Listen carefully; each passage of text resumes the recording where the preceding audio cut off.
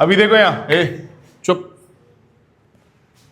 अभी हम लोग देखें ना कि सेम चार्ज अट्रैक्ट करता है, सेम चार्ज में रिपल्सन होगा और अपोजिट चार्ज में क्या होगा, अट्रैक्शन। अब हम लोग क्या देखें कि जब भी हम लोग किसी चीज को रब करते हैं, ठीक है, जब भी दो सरफेस आपस में रब होगा तो दोनों सरफेस पे क्या होगा, अपोजिट चार्ज डेवलप होता है, ठीक है। तो ऐसा क्यों होता है, तो इसके लिए देखा गया कि एक ये एटम है सपोज, तो ये उसका क्या हो जाएगा, न्यूक्लियस होगा, ठीक है। एक एटम का क्या होगा, ये न्यूक्लियस, और इसके बाहर में ये सर्कुलर क्या होता है, ऑर्बिट।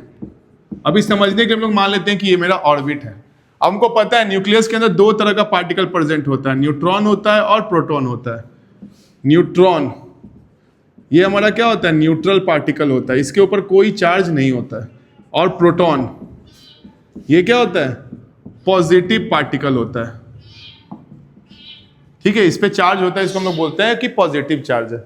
और इसके चारों तरफ इलेक्ट्रॉन्स घूमते रहता है, इलेक्ट्रॉन्स को हम लोग मान लिए निगेटिव चार्ज, ऐसा माना गया। दोनों पे चार्ज देखा गया, दोनों का चार्ज क्या था, अपोजिट नेचर का था। इलेक्ट्रॉन को बोल दिया गया कि इस पे निगेटिव चार्ज है और प्रोटॉन को क्या बोला गया कि इस पे पॉजिटिव चार्ज है।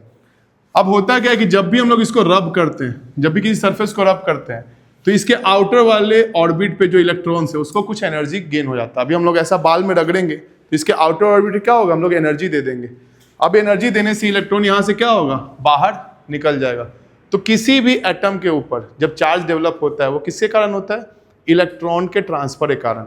जैसे कि हम लोग पढ़े होंगे सोडियम के बारे में, एटॉमिक नंबर कितना होता है इसका, 11। अब सोडियम क्या करता है, 281। ये हमेशा किस फिराक में रहता है कि अपना एक इलेक्ट्रॉन ये किसी को दे दे, ठीक है। एक इलेक्ट्रॉन देने से क्या होगा, इसका ऑक्टेट कंप्लीट हो जाएगा। इसके पास कितना हो जाएगा लास्ट ऑर्बिट में, 8 इलेक्ट्रॉन, ऑक्टेट, ताकि ये स्टेबल हो जाए। तो सोडियम क्या करेगा, एक इलेक्ट्रॉन को दे देगा। अभी देखो अगर सोडियम इलेक्ट्रॉन नहीं देता है तो इसके पास 11 इलेक्ट्रॉन और 11 प्रोटॉन है, दोनों अपोजिट नेचर का है, तो टोटल चार्ज कितना हो जाएगा इस पे, 0। तो अभी क्या है, ये सोडियम मेरा न्यूट्रल है। इस केस में सोडियम क्या है, न्यूट्रल है। जब नंबर ऑफ इलेक्ट्रॉन्स और नंबर ऑफ प्रोटॉन सेम रहेगा तो सोडियम क्या है, न्यूट्रल। लेकिन जैसे ही एक इलेक्ट्रॉन ये लूज कर देगा, अब इलेक्ट्रॉन का संख्या कितना हो गया, 10, क्योंकि एक इलेक्ट्रॉन कम हो गया, 2 और 8, 10 को बचा, और प्रोटॉन क्या है 11।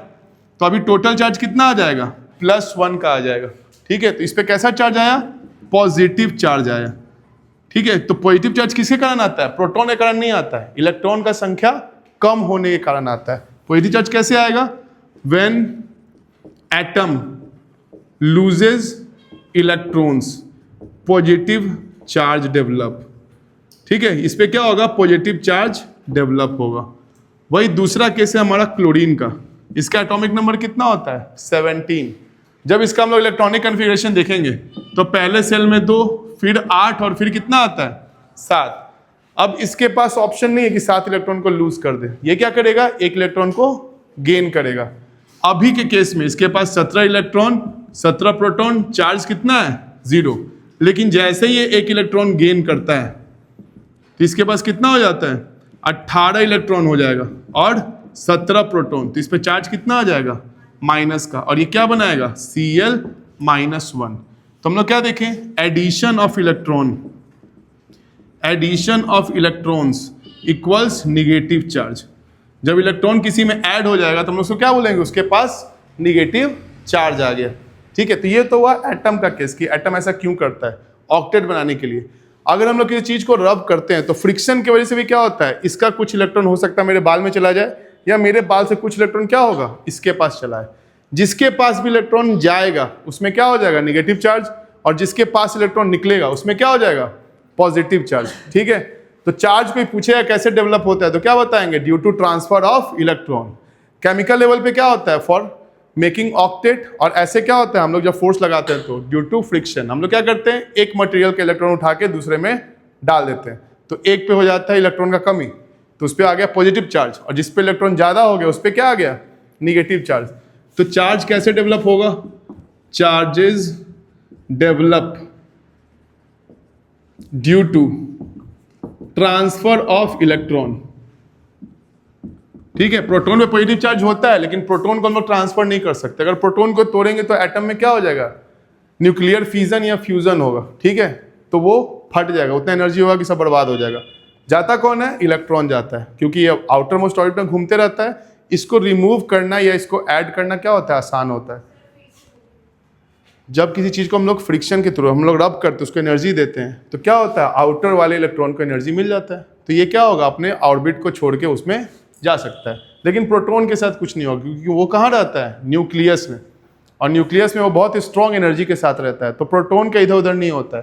ट्रांसफर किसका होगा? सिर्फ इलेक्ट्रॉन का होगा, क्योंकि इसका मास भी कम होता है और ये बाहर में चक्कर मारते रहता है, तो इसको हटाना आसान है।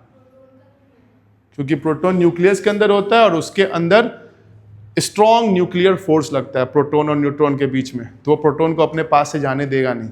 अभी कोई अगर स्टूडेंट है रूम के बाहर है तो आराम से बाहर भाग सकता है बंक मारने, लेकिन रूम के अंदर आ गया तो वो न्यूट्रॉन के पास आ गया, अब यहाँ से जाएगा तो टांग तोड़ दिया जाएगा, इसलिए नहीं जाता है। सिंपल वही फंडा है। चलो नोट करो इसको।